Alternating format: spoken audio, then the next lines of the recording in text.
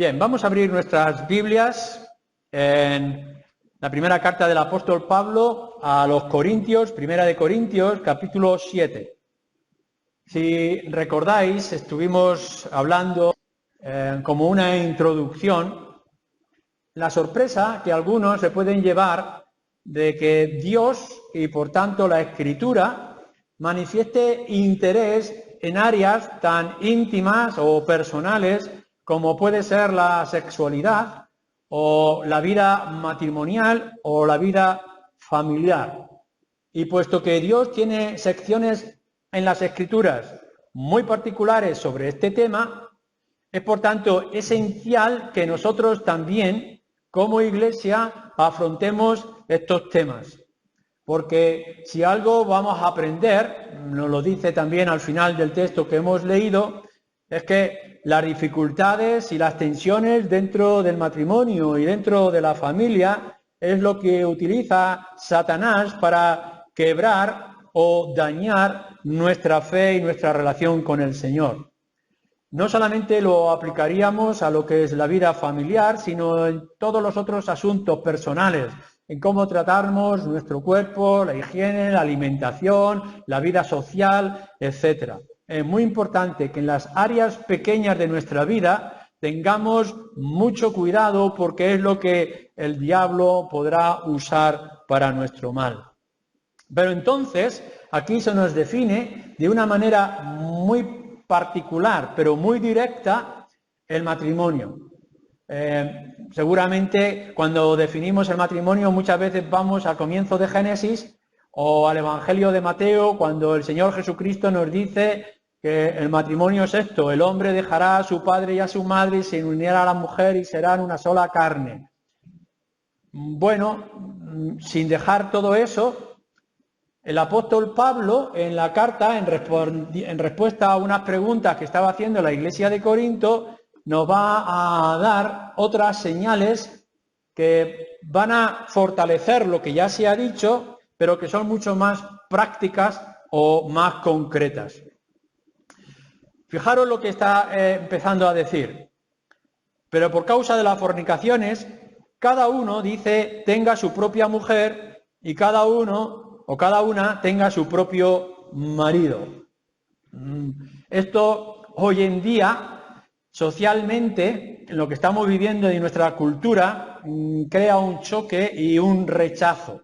Pero esto es lo que está diciendo las Escrituras y nosotros como creyentes no nos podemos apartar de ellas. Es lo que está diciendo. El matrimonio, la vida familiar, es un hombre y una mujer. No son dos hombres y dos mujeres. Por tanto, está hablando de la monogamia, un hombre y una mujer, y por tanto también de la heterosexualidad. No hay otra mujer, no hay otro hombre, no hay opción a cambios, intercambios o aventuras amorosas. Esto es básico, pero esto es esencial en los tiempos en los que estamos viviendo. Dejemos que el mundo de hoy, ese liberalismo, ese movimiento LGTBI y todo lo que pueda estar surgiendo, nos quieran introducir otro concepto de familia o de sociedad. La Escritura nos dice que es un hombre y una mujer, y ya está. Las demás situaciones las dejaremos que ellos la afrenten y los peligros que eso está trayendo, en todo caso, a nosotros en el futuro nos tocará solucionarlo. Mantener el matrimonio de un hombre y una mujer desde el comienzo de su vida sexual hasta el final de su historia nos va a crear en un futuro conflictos. Ya no solamente lo estaba trayendo en la sociedad en la que estamos viendo aquí de Pablo en Corinto, la ciudad de Corinto, sino que lo vamos a ver hoy, lo veremos seguramente más fuerte mañana. Pero vamos a un segundo paso, lo que nos está diciendo nuestro texto. Fijaros en cómo lo está poniendo. Pero a causa de las fornicaciones, cada uno tenga su propia mujer y cada uno tenga su propio marido. Este verbo que se está hablando aquí está hablando de una manera muy clara de pertenencia. No es un versículo, perdón, no es un verbo casual. Es un verbo buscado en el contexto que Pablo quiere mantener. Está hablando el matrimonio de una pertenencia mutua, es decir, que uno pertenece al otro. El ser uno con el otro, pero además de ser uno con el otro en exclusividad. Es decir, que el hombre le pertenece a su mujer y únicamente a su mujer, y que la mujer le pertenece al hombre y únicamente a ese hombre, a su marido. No hay otro tipo de opción, pero es pertenencia. Y pertenencia, aquí, cuando está hablando de tener y de la relación, no solamente en las áreas generales del matrimonio, sino también en el área de la intimidad, de la sexualidad. No es tanto de yo estoy buscando mi propio placer o mi satisfacción. Debes de quitar de delante de tu mente y de tu corazón estas actitudes dentro del matrimonio. Tienes que quitar que tú no eres el centro y que por tanto tu satisfacción, tu dependencia no está fuera, sino que está dentro de tu propio matrimonio. Tienes que buscar tu satisfacción dentro de tu relación matrimonial, solamente con tu hombre, solamente con tu mujer. Y aun cuando el mundo te pueda estar ofreciendo todos los atractivos que te puede ofrecer, no tenéis nada más que ver los programas de televisión o poder entrar en internet o las historias que se cuentan en la barra de un bar, etcétera. Todo esto está cambiando y está ejerciendo un poder, quiere ejercer una influencia dentro de los creyentes y dentro de la Iglesia. Pero lo que está diciendo aquí de una manera muy clara es que tú como hombre vas a pertenecer de por siempre a tu esposa y tú como mujer vas a pertenecer por siempre a tu marido mientras la muerte nos separe. Y todo lo que hay alrededor queda en segundo lugar y tú ya no tienes dominio sobre ti mismo, sino que ahora ella o él tiene dominio sobre ti. Esto es lo que está diciendo. ¿Quieres ser feliz? Bien, si estás pensando en casarte en un futuro, si estás pensando en tener una relación más adelante, tienes que pensar en esto. Tu felicidad va a depender absolutamente con aquel hombre o aquella mujer con la cual tú vas a contraer matrimonio. Y por tanto tienes que tener a tu esposo y a tu esposa no solamente como el medio para darle a él o a ella felicidad, sino que también para que tú la puedas recibir. Y todo lo que queda al margen de esa relación no tiene nada que ver o no puede tocar en ninguna manera la intimidad sexual y otras áreas, otras situaciones que trataremos con el tiempo. Esto debe de quedar muy claro. Por tanto, ya hemos visto dos de varias cosas que nos dice el texto. En primer lugar, que el matrimonio es un hombre y una mujer. Aparta toda otra opción o otra idea. En segundo lugar, que el matrimonio es tener, es posesión, es una relación de pertenencia el uno con el otro. Seguimos. Pero a causa de las fornicaciones, cada uno tenga su propia mujer y cada uno tenga su propio marido. El marido, dice, cumpla con la mujer el deber conyugal y asimismo la mujer con el marido. Volvemos otra vez a decir, este verbo no es una casualidad que pueda surgir en un texto por un lenguaje poético o de otra manera que podamos imaginar. No. El verbo cumplir aquí es muy importante para el contexto de la iglesia de Corinto, como también lo va a ser para nosotros. Estés casado o casada, o estés soltero, o estés separada, o estés divorciada, etcétera, etcétera. Cumplir con el deber conyugal. Literalmente, lo que Pablo está escribiendo con este cumplir el deber conyugal es pagar la deuda que has adquirido. El matrimonio implica que en el momento en que te casas, estás haciendo un pacto delante de Dios, delante de testigos, y que ese pacto te obliga a cumplir con unos deberes. Estamos llenos de pactos que estamos haciendo constantemente. Cuando abrís una cuenta del banco, cuando firmáis un contrato de trabajo, etcétera, estáis firmando unas condiciones y, por tanto, en el momento que pones tu firma, estás obligado a cumplir los requisitos que se demandan en ese pacto que acabas de hacer. Bueno, el matrimonio es lo mismo, os guste o no. Esto es lo que está diciendo. Cuando tú entres en una relación o en la relación que ya tienes matrimonial, tienes unos deberes conyugales que has adquirido y que debes de cumplir. Y por tanto, dice, el marido debe de cumplir sus deberes de responsabilidad con la mujer y la mujer tiene que cumplir con sus deberes conyugales con el marido. El matrimonio implica no solamente estos deberes, que puede ser la intimidad sexual, sino de otros. Es decir, en el momento que el hombre mira a otra mujer con ojos lascivos, la mujer puede decirle a su marido: no estás cumpliendo con tus requisitos como matrimonio. O lo mismo podemos decir con respecto a la mujer. Si no estás proveyendo o no estás actuando de la manera adecuada que se espera de un creyente o de una creyente en el matrimonio, no estás cumpliendo con aquello que has adquirido en tu relación.